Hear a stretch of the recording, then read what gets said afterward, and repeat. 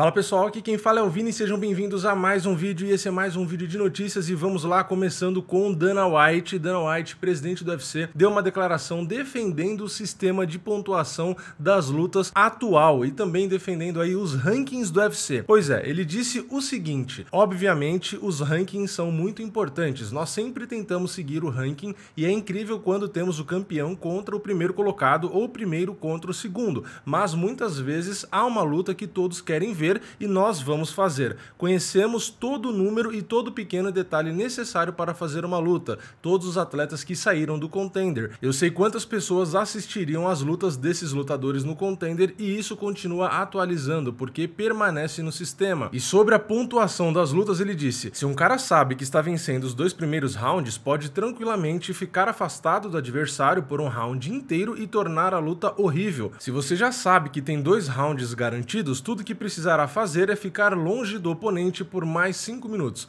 Isso gera terceiros rounds muito ruins, nunca será perfeito, sempre vai ter uma luta para te deixar louco ou irritado, fazer com que você perca suas apostas. No final das contas, assistir a luta e esperar pelo resultado é divertido. Bom, então essas foram as duas declarações aí do presidente do UFC. Na primeira declaração ele acabou falando sobre o ranking, que o ranking é muito importante, etc. E eu concordo, eu acho sim o ranking muito importante, só que tem aquele detalhe de que nem sempre o ranking é seguido ou as lutas não são casadas da forma que a gente público, prefere, etc. Mas eu acho que é aquela coisa, é ruim com o ranking, mas acho que é pior sem ele. Na verdade, o ranking tem que existir, como existe, só que eu acho que ele deveria ser seguido de uma forma mais assertiva, e não usando aquele critério do que dá mais dinheiro e tal. Eu acho que, sei lá, o ranking poderia existir como ele existe, mas ter um esquema de pontuação, por exemplo, ter critérios objetivos, do que tem que acontecer para um cara subir no ranking, para o cara descer do ranking, para um cara disputar cinturão, para um cara que tá fora do top 15 entrar. Então eu acho que devia ter um ranking de pontuação, que existisse ali uma forma de você mensurar, o cara ganhou a luta, ele tem tantos pontos e tal, enfim, tem algum esquema desse, Eu não sou o cara mais indicado do mundo e não tenho nada pronto aqui para explicar para vocês, mas eu acho que deveria ser algo do tipo, deveria ser mais palpável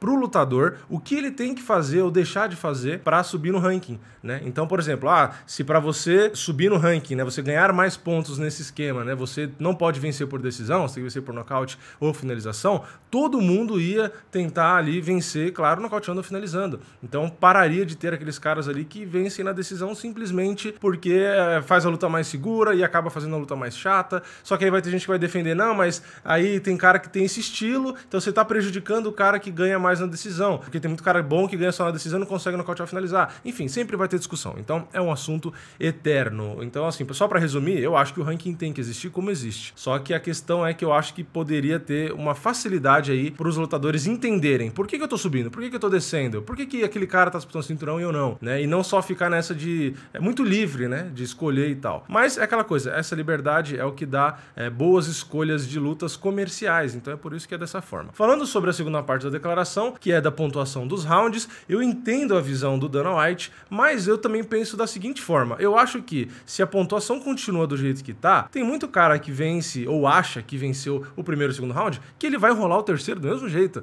Ou a pontuação ser fechada como é hoje, inibiu lutadores que enrolassem as lutas, que amarrassem as lutas para vencer. Não, A gente sempre viu isso. Então eu acho que se a pontuação fosse aberta, os dois lutadores ali tivessem certeza, acabou o segundo round. O cara sabe que venceu os 2 primeiros rounds ali, os dois lutadores sabem, porque a informação da pontuação tá aberta, como já existem em alguns eventos. Aí, o que vai acontecer? O cara que ganhou os 2 rounds vai querer amarrar, que é o que o Dana White falou. Só que o outro lutador, ele vai querer lutar, porque ele tem que ganhar. Então ele vai pra cima. Então o outro cara pode tentar amarrar. Como? Derrubar e ficar por cima ali, esfriando a luta, coisas do tipo. Só que aí que entra o árbitro. O árbitro vai ver e falar, você tá enrolando aí, levanta. Você tá enrolando aqui, separa, e não sei o que. Então o árbitro precisa agir, Só que o árbitro precisa agir, na verdade, nos 2 sistemas de pontuação, Tanto no aberto quanto no fechado, Mas enfim, eu sou um cara que prefiro a pontuação aberta. Então nesse caso eu não concordo com a opinião do Dana White. Eu acho que a pontuação aberta tem mais chances de trazer lutas boas do que necessariamente lutas ruins. Sempre vai ter luta boa e luta ruim nos 2 sistemas, mas eu acho que a pontuação aberta facilita, porque foi o que eu falei, o cara tem certeza que perdeu 2 rounds, o cara vai ter que ir pra cima. E aí se o outro amarrar, o árbitro tem que agir,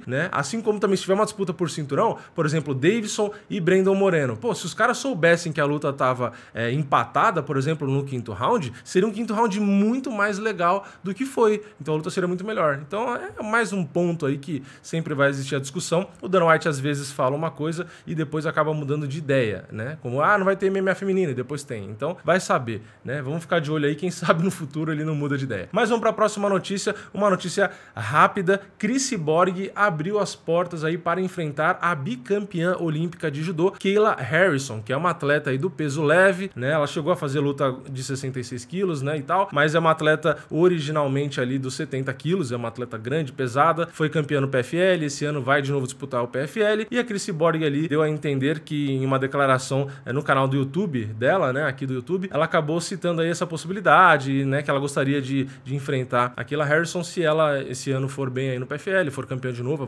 vamos supor, né, e aí a Cris Cyborg acha que ela pode fazer essa luta nos 70 quilos, ela diz que tem interesse, inclusive, para ajudar ali a crescer mais a divisão dos 70 quilos, enfim, ela acha que ela tem essa possibilidade, né, afinal de contas a Cris Cyborg também é bem pesada, então ela consegue lutar, na minha opinião, e pelo que ela diz, né, tranquilamente ali nos 70 quilos, então seria um duelo bem legal aí para a Cris Cyborg e para Kayla Harrison, já que a Kayla Harrison quer se tornar aí o maior nome do MMA feminino, então para ela seria uma grande oportunidade, né, enfrentar a Cris Cyborg. E vamos para a próxima notícia, que é sobre o Glover Teixeira. Na verdade também tem algumas declarações aqui, mas eu não vou ler todas, mas basicamente o Glover falou sobre ele não ser o próximo desafiante do cinturão da categoria meio pesado do UFC, e acabou também ali meio que falando dessa possibilidade, né, dele ser o reserva aí para essa disputa do cinturão, que é uma coisa que começou a acontecer mais recentemente, né, ter um reserva ali, porque se o Blachowicz ou a Adesanya se machucar ou ficar doente, né, enfim, qualquer problema aí,